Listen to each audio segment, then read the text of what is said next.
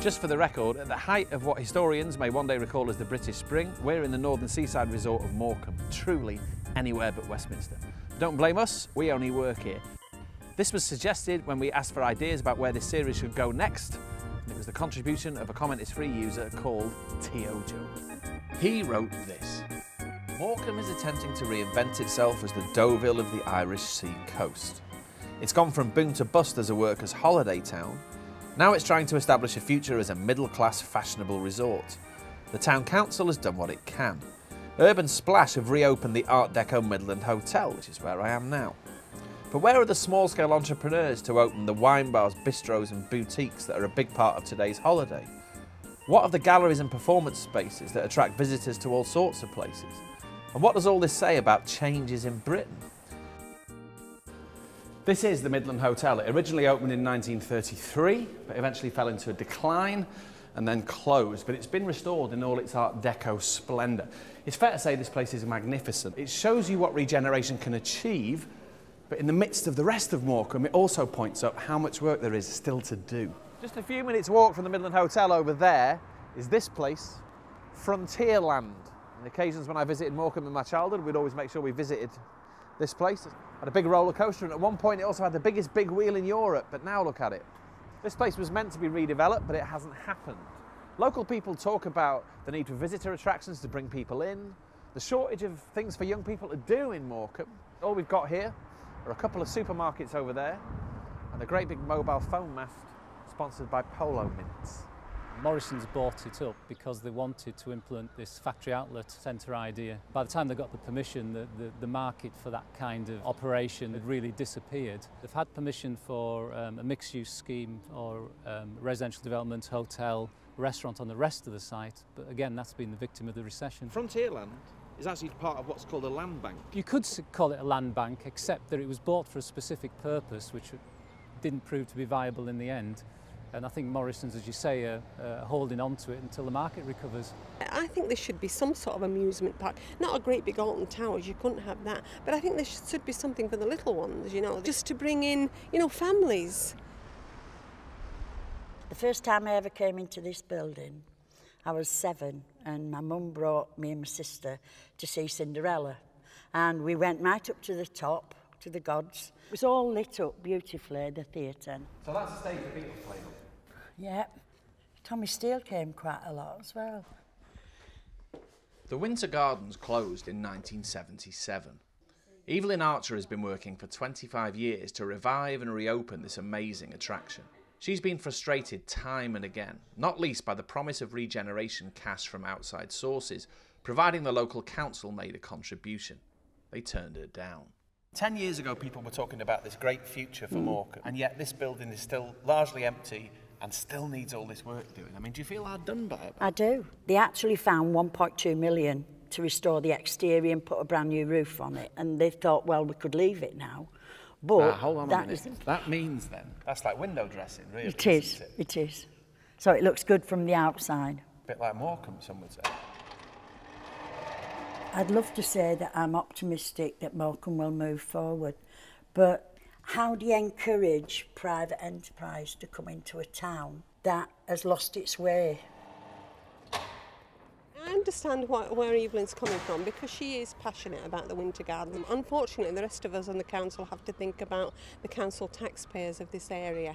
And for us to put 10, 12, 15 million, we just haven't got that sort of funding, I'm afraid. We just couldn't match fund it. We had a regeneration programme and we were meant to get 15 years of funding. We actually got 3. It just finished. That was it. And whatever projects we had, we've had to scrimp and scrape, to beg from Peter and pay Paul to just finish little bits that we've done.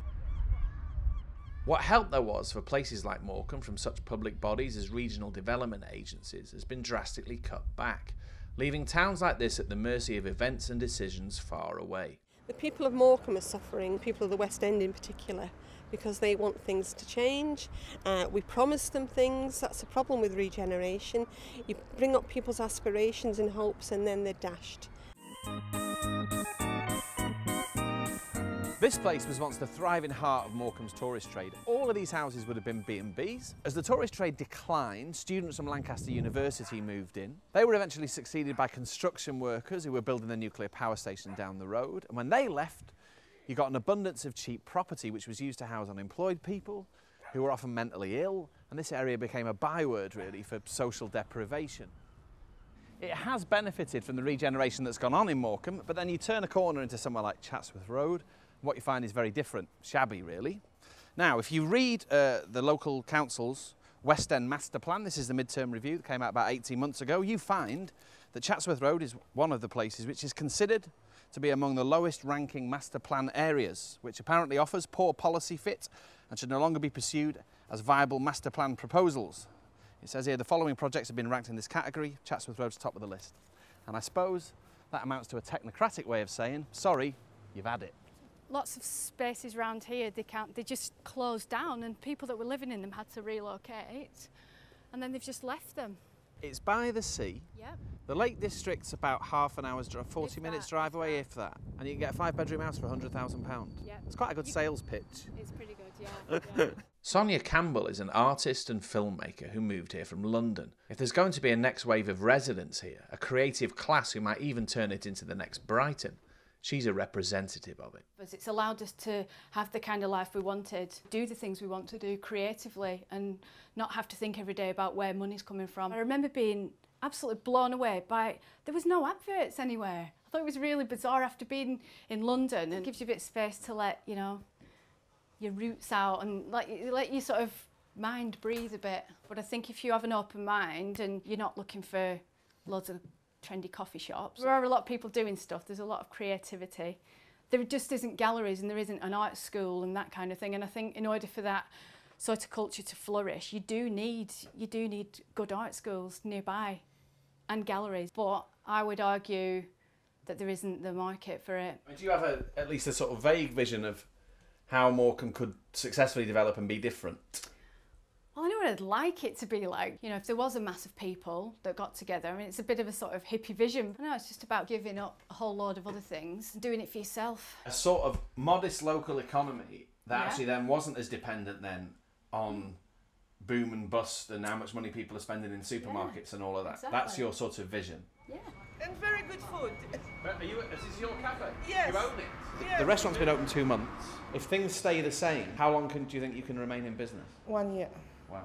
If I will knew that it will be so hard, I will never ever took this risk. Eva Skowinska and her husband moved to Morecambe from their native Poland and put a lot of money and hard work into this restaurant. In Warsaw, she was a radiographer and he was a blacksmith. Now they're in charge of a business that's fighting to stay afloat. We strongly believe that to be good, honest and good in your profession, what you are doing, you can win, but this is not a wealthy place. So if you have no industry, it should be a tourist place, in my opinion. It could be, I don't know, something like Montreux. Wow, that's ambitious. I mean, if you're mentioning Montreux in Switzerland, then you need events, concerts, Yes. festivals, Yes. all of that. Why not? Why not? It's very good location, big potential. Well, exactly. We want it to be a niche market, really. We want something different from Morecambe. We obviously want a big retail area, but coming along the seafront, you want some niche, nice gift shops, want cafes, want tables and chairs sitting out, want to attract some more upmarket shops, if you will. This brings me on to another thing that our user of the website said. What's this say about modern Britain? Is the vision to go from working class to middle class? And is that the aim? I don't think that's the aim. I think it's just what people want nowadays. They want different things. They've been to other countries, they've been to other towns and cities in Britain. They've seen what they've got to offer. They want the same in their own town. Need some decisions, which it's, you know, because the people say, oh, in the future is going to be something in Morecambe. In the future, but you know, some people like me, we have no time. This place has been the victim of years of decline and then the big blow of recession and spending cuts, which have largely snuffed out Morecambe's regeneration. But you'd have to be mad to declare it a basket case. Apart from anything else, it's in a beautiful location, and it hasn't got the grim feel of so many faded English seaside resorts. We're always hearing that if you want to be successful in business, you've got to take risks. Well, here's a question. Why don't more people take a few risks here? There are people in Morecambe who are trying their best to put their money where their mouth is and build a local economy and society which is based on something a bit more imaginative and sustainable than that sort of lazy model where you just put up a few chain stores and hope for the best. But if Morecambe really is ever going to be another Brighton, it's going to need a lot more of them.